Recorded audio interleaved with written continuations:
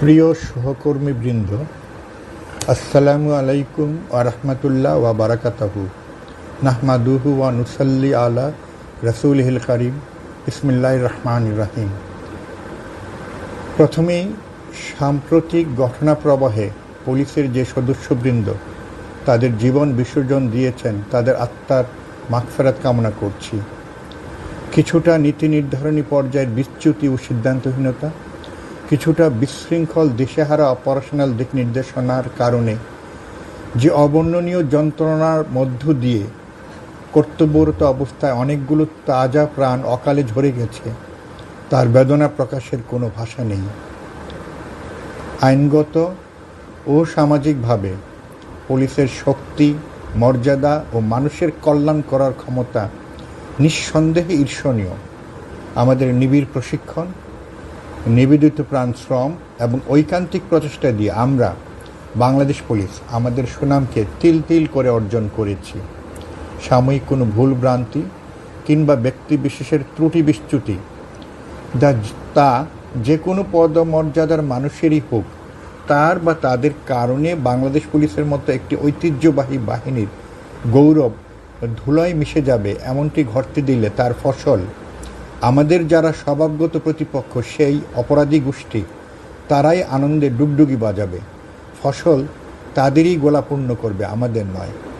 প্রিয় সহকর্মীবৃন্দ, আমাদের শক্তি ও মর্যাদা আমাদের শৃঙ্খলা ও ঐক্যবদ্ধতায়। যে দুর্যোগের মধ্য দিয়ে বাংলাদেশ পুলিশ এখন যাচ্ছে, তার উদাহরণ বাংলাদেশ পুলিশের 200 বছরের ইতিহাসে সম্ভবত নেই। এ সময় আমাদের দুটো অপশন থাকতে পারে। অপশন 1, ক্লান্তি, অবসন্নতা ও ক্ষোভে ভেঙে পড়ে বিচ্ছিন্ন হয়ে নিজের মতো করে ছোটাছুটি করা।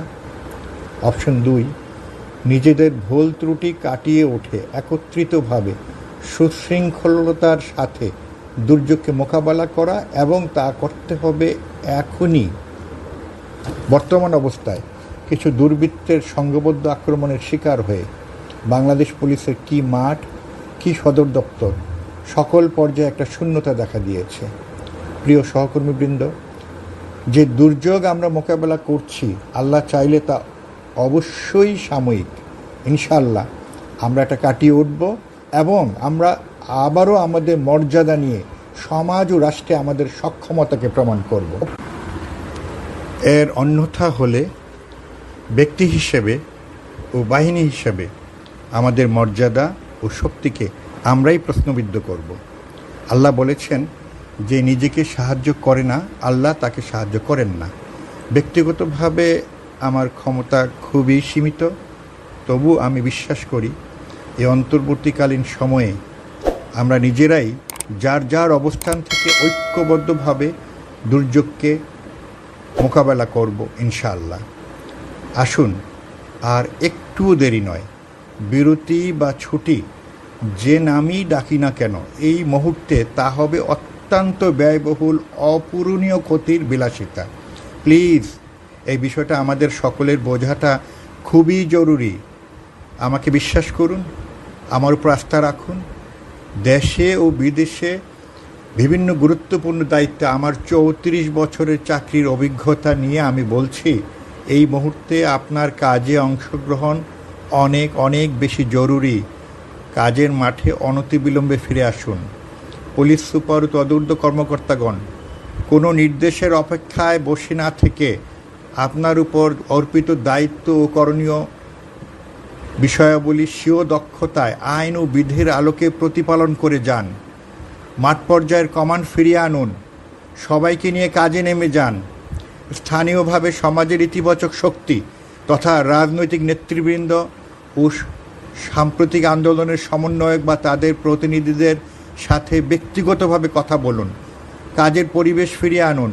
কোনো নিহত বা আহত সহকর্মীর বিষয়ে তাৎক্ষণিকভাবে কোনো বিশেষ করণীয় থাকলে পুলিশ হেডকোয়ার্টার্স বা আমাদের নজরে আনুন। মাঠ পর্যায়ে দাবি দেওয়ার বিষয়টি অবশ্যই উপযুক্ত কর্তৃপক্ষের নজরে আনা হবে এবং আল্লাহ চাহে তো যথাযথ ব্যবস্থাও নেওয়া হবে। এই বাংলাদেশ পুলিশের কাছে লাখো কোটি গণতন্ত্রমনা মানুষের প্রত্যাশা অনেক। বিশ্বাস করুন, আমরা পারব।